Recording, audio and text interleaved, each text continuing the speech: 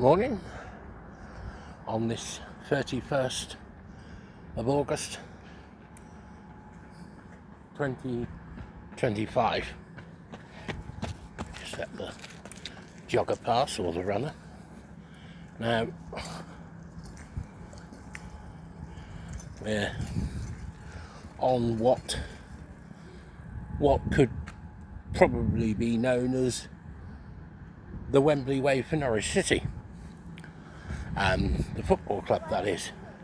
This is the route that the fans take as they head towards the football stadium.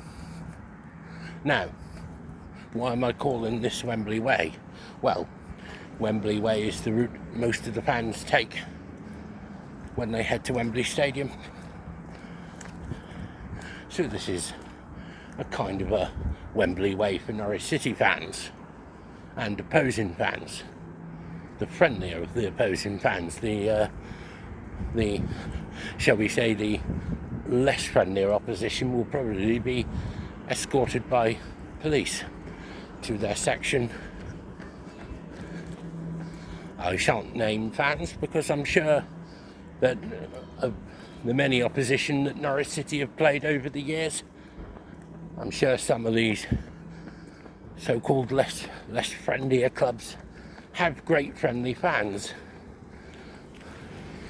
A few years ago I spoke to a couple of Millwall fans, and they were so friendly. Many people associate Millwall with the troubles of the football violence of the 1970s. It's not like that. That is a controversial statement to make, but it's true. So we're going through what was the riverside works of Bolton and Paul and the railway sidings, and you can see the stadium ahead, which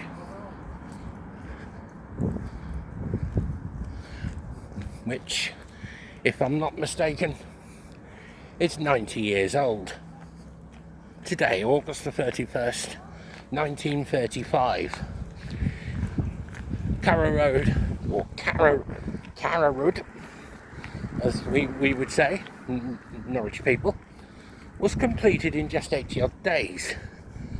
And it was needed for the start of the 1935-1936 season, because their old ground, the Nest, which was in a disused chalk quarry of all places, was deemed lacking in health and safety regulations, which in the 1930s was fairly, I can't think of the word, but let's just say that it's not as strict. Health and safety regulations is not as strict as they are today.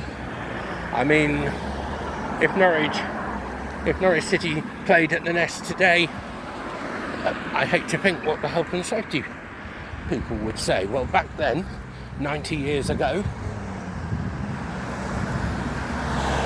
the health and safety people were having a seizure, or almost a seizure. And Norwich were told, move, or you won't be able to play in the 1935-36 season. So in just 80 odd days, the Carrow Road, the home for the last 90 years of Norwich, was built in just 80 odd days. Now, it was built on the Coleman old former sports ground of the Coleman Works, and that's where it is believed the origin of On the Ball City, the oldest club song in the world. Not the most famous by any means. Not as famous as Liverpool's You'll Never Walk Alone, for example, but still the oldest.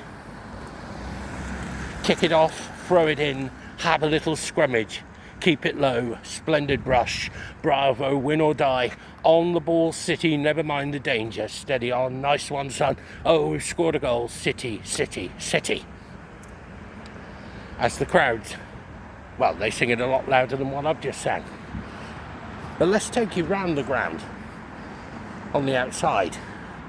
This is the River End stand, what we call the River End stand, of 1978-79.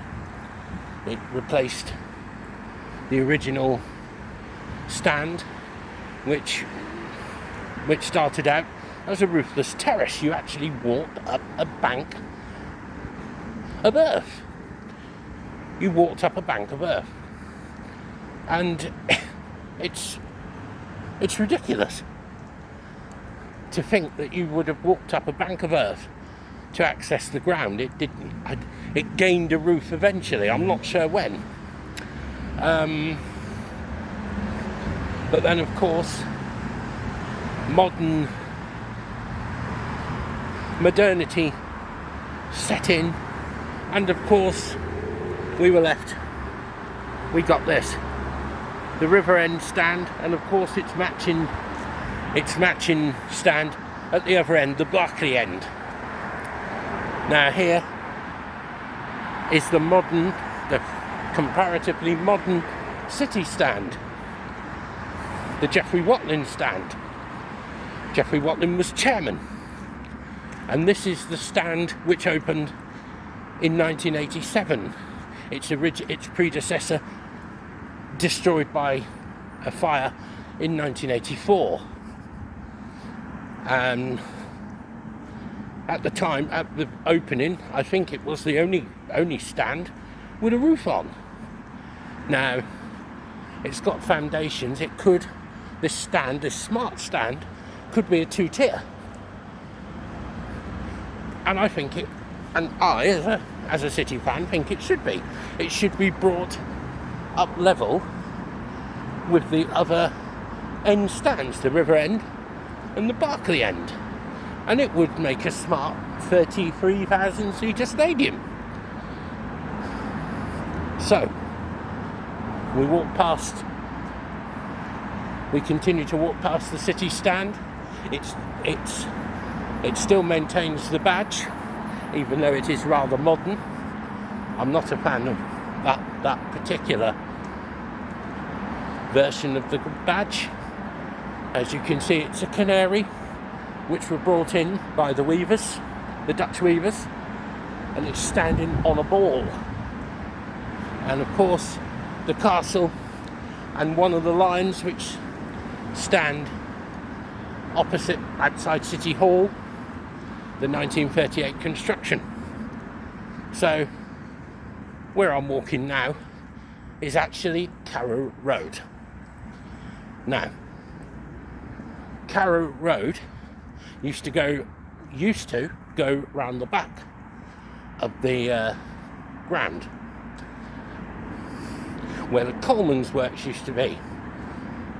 And so as we continue round this long narrow stand, it's the smallest, it's the least capacity of the four stands. The corner infills were filled in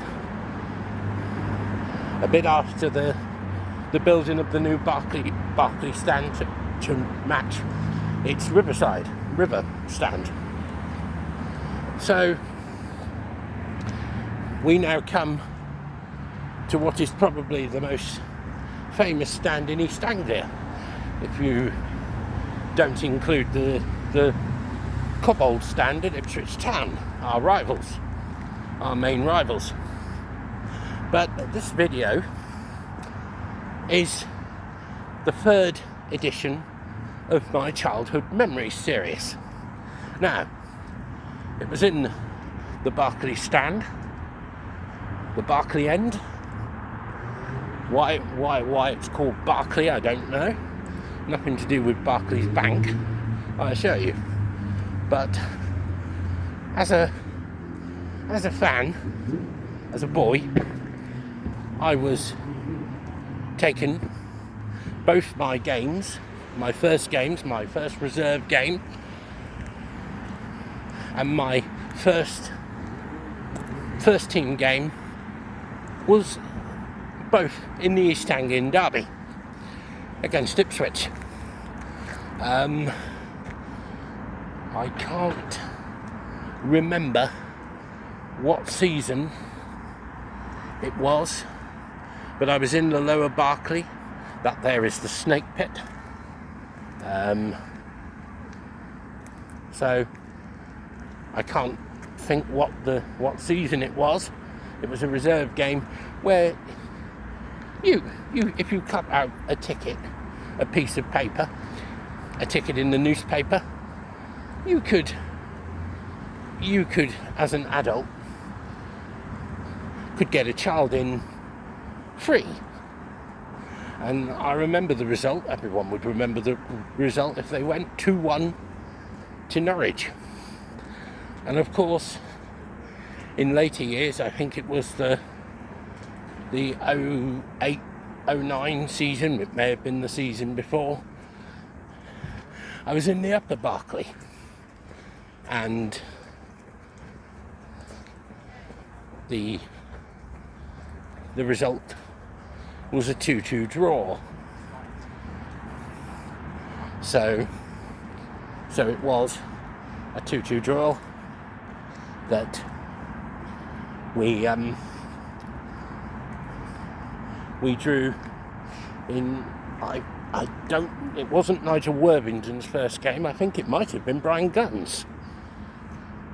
It might have been Brian Gunn's, it might have been Glenn Roder's, but it was certainly a 2-2 draw. And it was in the 07-08 season, I think, the season before we went down to League One and bounced back under Paul Lambert. Yes, I was in the River End for the first game of the 09-10 season. A rather infamous defeat to Paul Lambert's Colchester. If you look closely enough, you can see me waving my shirt. You can see me waving my shirt in abomination, because Colchester won 7-1. We won the return leg 5-0, but that wasn't going to do it, as we won League One. So, home supporters only. You can see the River End down there, called the Regency stand for some reason, and this is the Barclay end, and of course you've got the modern Gerald stand. Now the old Barclay, which closed at the end of the 91-92 season, the last season before the Premier League was founded. Norwich was a founding member of the Premier League, and for a while it looked like Norwich might be the first Premier League champions. I mean, had it not been for 4 or 5 draws during the Christmas period and some silly results, Norwich might have won the founding Premier League. That's a bit ambitious. I'm hearing people say, no, it's true. The hotel, the Holiday Inn, was built. I don't think it should be there. I think it should be elsewhere. And that corner stand should be where the away supporters are put. So Norwich fans can have what is now the Gerald stand, the South stand. And the South stand, the South stand was was opened for the 2003-2004 season. And I think our opening, the first match was against West Ham, and which I think was also the first game of the new stadium in 1935. I think Norwich won 4-3. I think it was that. I think it was, unless I'm mistaken, it for the Nest, where they moved in 1908 after turning professional. Our local rivals Ipswich are older than us by a good few years, but they didn't turn professional till 1948, when Norwich turned professional in 1908. So they've been in the league 40 years longer. And yes, Ipswich were 1961 league champions under Alf Ramsey, and under Bobby Robson, Sir Bobby Robson, as I should say, and I should say Sir Alf Ramsey. Under Sir Alf Ramsey, they won the 1961 league title. Norwich have never achieved it, which is a pity, as the teams, as you can see, the new Darrell stand. You can see the Barclays roof, the upper Barclay. And then, of course, I'll show you a few of the players on the players' wall of fame. So, yes. So we're now entering the Jarrells, going under the Jarrell stand. As you can see, the wall. There isn't a wall here as such, but the first one is here, and it could be added to. You could add it as you go around. I mean, this is the latest one. Is it completely full? It looks like it, but there are no Norwich fans. They're all Norwich fans, of course, but there aren't any players as such, not on these ones. And you can see we've as you can see, so where is the Adam Greengrass, City Till I Die, Kay Rumsey on the ball since 1962, Daniel Pinner, Love You Nicola. I wonder if Daniel and Nicola are still together. Don't know.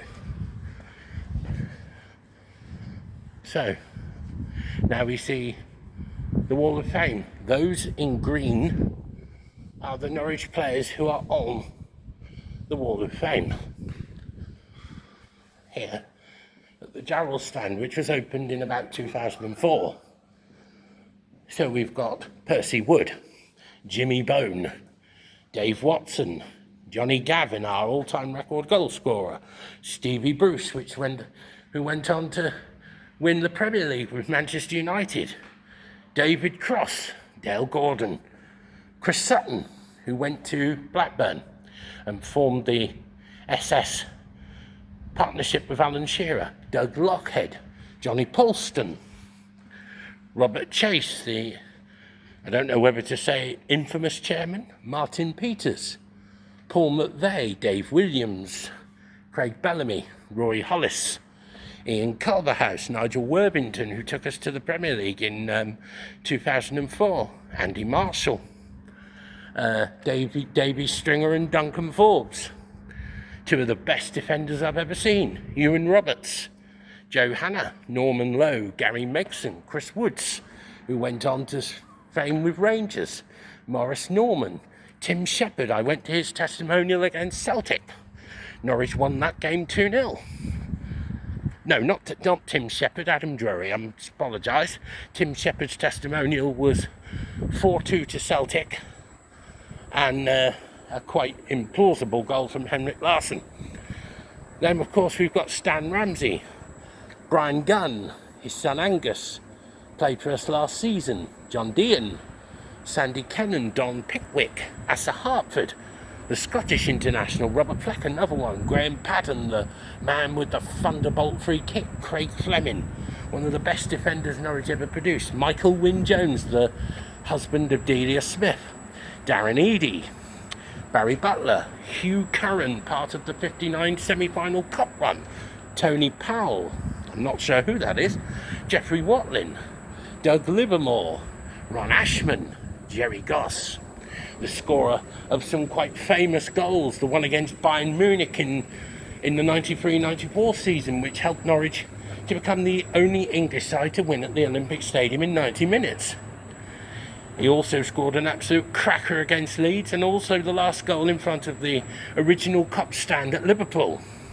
Billy Furness, Darren Kenton, Bill Punton, Rule Fox, Darryl Such, Jack Vinall, Kenny Foggo. Of course, when our year tutor mentioned his name, it caused a snigger throughout the whole year at secondary school. Mike Walker, the manager in 92-93, Mark Bowen, and of course Joseph Nucci. They are the Hall of Famers, and I think you could add a few more. Here we are: John Bond, Rob Newman, Brian Furlow, Bernard Robinson, and then of course you've got Cookie, one of the best free kick takers I've ever seen. He could split a defence. Errol Crossan, Kevin Reeves, who went to Manchester City, and of course there were more.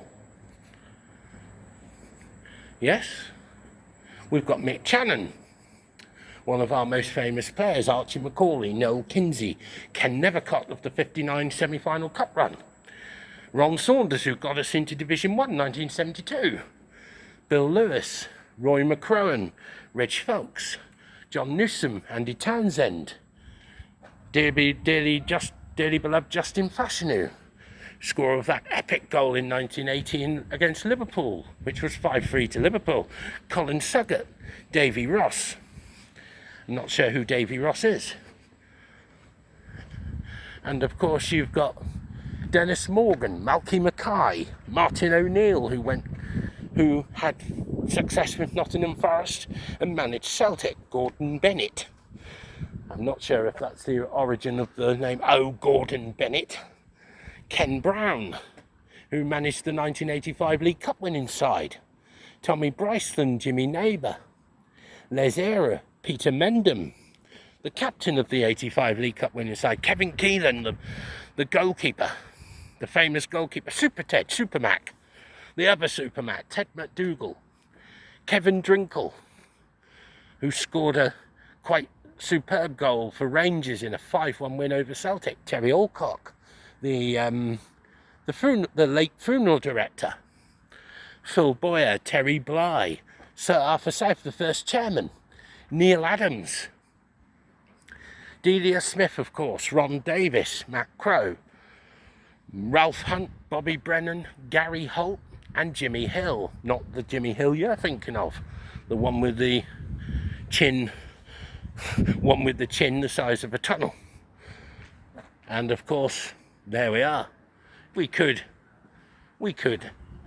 add further players. Grant Holt, for example. Grant Holt, Timu Pukki, whose name in when translated is Saint Christmas or something like that. And of course, this is the community stand, the disabled stand, which if you're in a wheelchair you can watch and you get a superb view of the ground. So I was saying, well, could we add to the Hall of Fame? Yes, I think we could. I think we could add Grant Holt to the Hall of Fame. Here's a few more names in here. I don't think they're ex-Norwich players.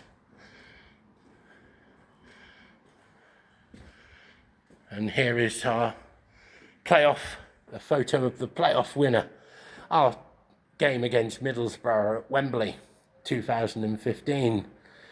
And let me see if I can pick a few players. Where's Houlihan? He's not in the Hall of Fame. He should be on the Wall of Fame.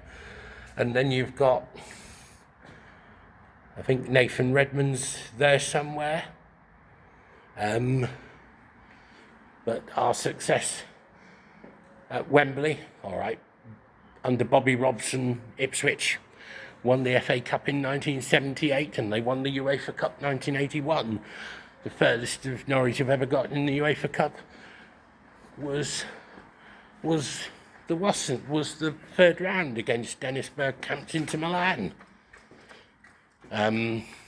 Norwich are the less illustrious side, shall we say, and this was opened for the 80th anniversary, till today is the 90th anniversary of Carrow Road. And we could add more. Here we are.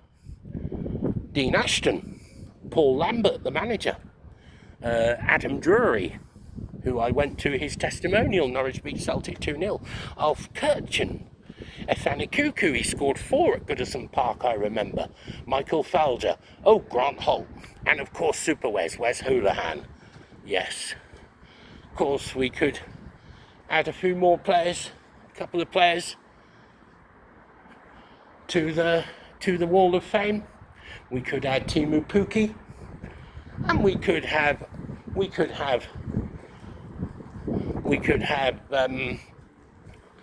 Onel Hernandez. One we can't have is Nunes, who signed for Ipswich Town earlier this week. My goodness me, what the hell was he playing at? What possessed our latest, he was injured a bit too much for my liking. But there are several players we could enter into the Hall of Fame. I've already mentioned Teemu Pukki. Angus Gunn could be a one. He was a great little goalkeeper in his time. Not in the same style as his dad, but still a good goalkeeper.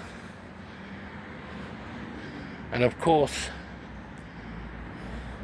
who else could the future players of today be in the next Hall of Fame? Well, could Daniel Farke be on the Hall of Fame, the manager of Leeds United, who are now he's now gracing the Premier League? Can he keep them there?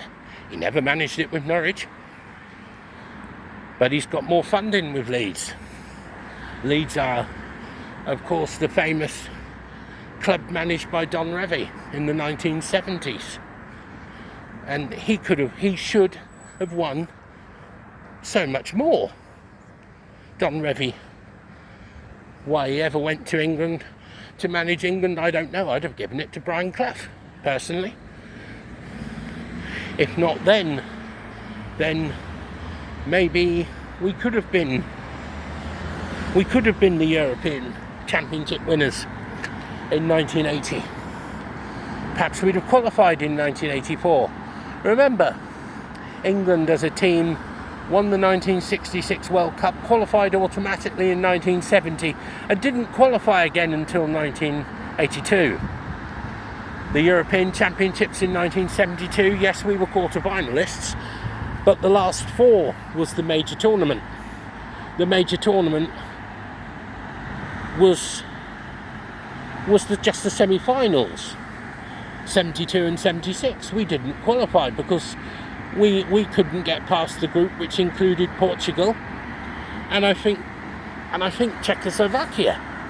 We didn't get past Poland and Wales in the 1974 campaign. We lost 2-0 in Poland, and then we had that infamous 1-1 draw. But I digress. I could digress. Many England players, many Norwich City players should have been England players. One of them was, of course, Steve Bruce, And it's always said that Sir Bobby Robson, being the former Ipswich Town manager, didn't like Norwich City players. Well, if that's the case, how did Dave Watson play for England? Dave Watson played for England several times, and I'm not talking about Big Dave Watson. There was Big Dave Watson of the 70s, and of course Dave Watson, who played for us and then moved to Everton and was a league winner and a European Cup Winners' Cup winner, I believe. So I believe. So many Norwich players have gone on to greater success. The one player I don't wish any success on is Darwin Núñez, although we pinched John Dean from Ipswich. And I was thinking, were there other players who could join the Hall of Fame? Another one is, of course, Just Sargent. He scored 6 goals in 5 games this season. And at the moment of the 25-26 season, our home record is atrocious. We've lost all 3 of our games this season at home. We lost to Millwall 2-1. We lost to Middlesbrough 2-1. And we lost to Southampton in the second round of the League Cup 3-0. One of the worst Premier League sides in modern times. And they just destroyed us. The class between the Premier League and the Championship is superficial. It's so strong. Not superficial. It's so strong. There's such a difference. So, and that's the case. I mean, but then our away form is 100%. We won our League Cup first round tie. Was it 2 or 3-1 at Vicarage Road, Watford? And then we won our away tie at Portsmouth, not an easy place to go to with their fantastic crowd, 2-1. And then yesterday, 30th of August, we won 2-0 at Ewood Park, Blackburn. Another game I didn't think we'd win, but we won comfortably. We won comfortably 2-0. So, that's my childhood memories, part 3. My childhood memory in part 1 was where I used to go to and watch the trains at Crown Point. Part 2 was the Carrow Road Bridge, where I used to sit and watch the trains go in and out of Thorpe Station. And of course, part 3 is, of course, me being in the Lower Barclay for the Norwich Reserves game against Ipswich Town, and in the Upper Barclay against Ipswich Town, which we drew 2-2. And I believe Gary Doherty made a challenge, epic challenge, to stop an Ipswich Town player from scoring. He's lucky he didn't concede a bloody penalty. So what I'll do, I've just sat on the wall outside the interior. Happy birthday, Carrow Road, as they say. So I shall now take you back down Norwich's version of Wembley Way. It's the main pedestrian road which leads to Carrow Road. There are a lot of fans who come from the County Hall car park, so they would come across the newer Carrow Road Bridge. The old Carrow Road Bridge was further down the river, and it was the old bridge of the time, and it was right in the middle of Coleman's mustard works.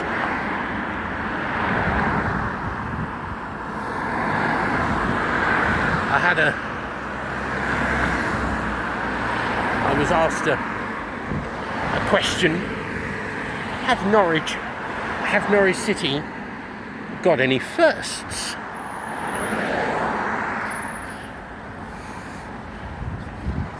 Well, I'm not 100%.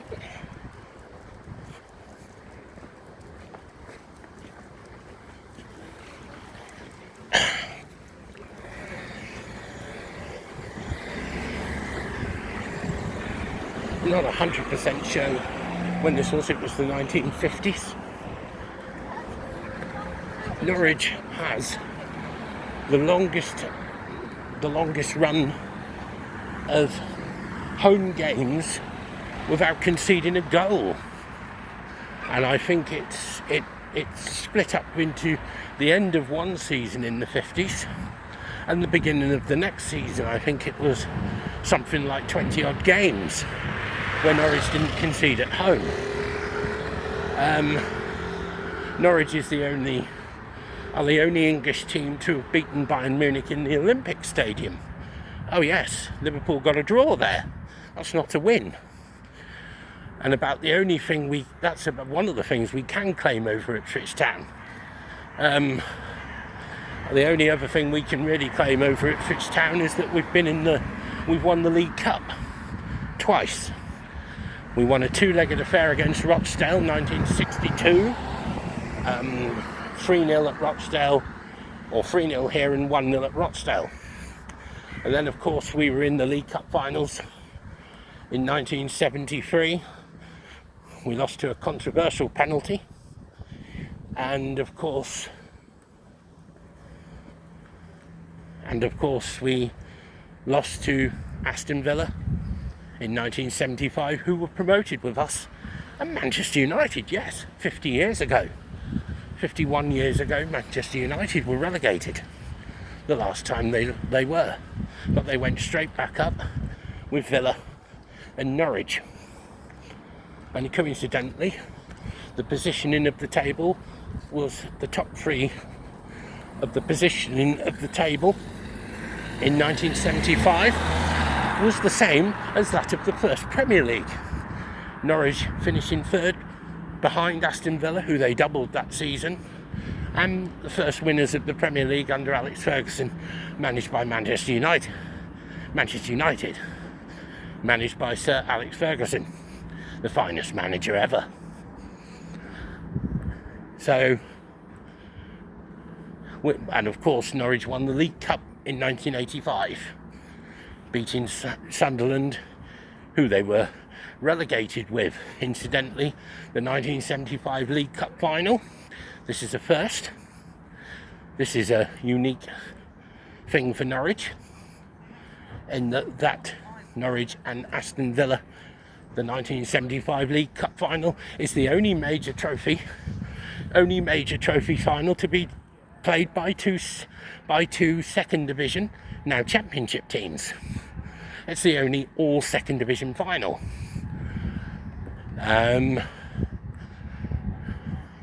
So I will end my video here. Norwich can't claim to have won the FA Cup. They've never been in the cup final, but they've been close several times. They were 1959 semi-finalists to a controversial Billy Bingham goal, which even Billy Bingham said it should never have stood.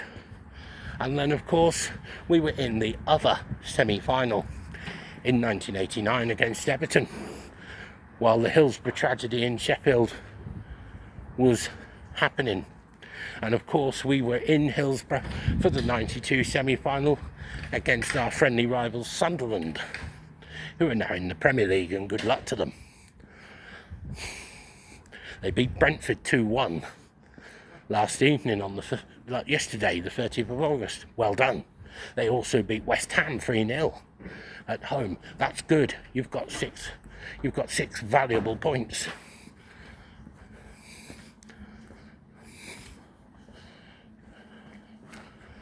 And as we enter the Riverside complex, which was formerly the Bolton and Paul, that's about the only thing we have. There are other firsts.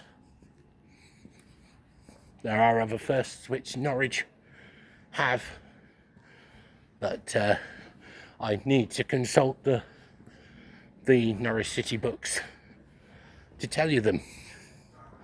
But as I walk down what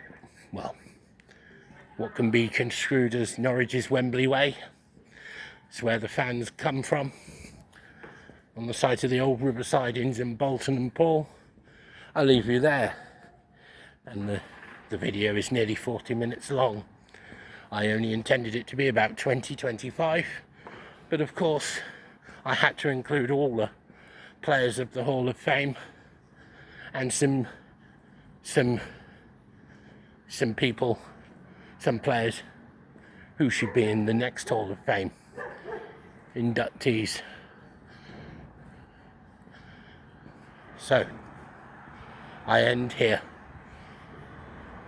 So, thank you to everyone who will watch my video.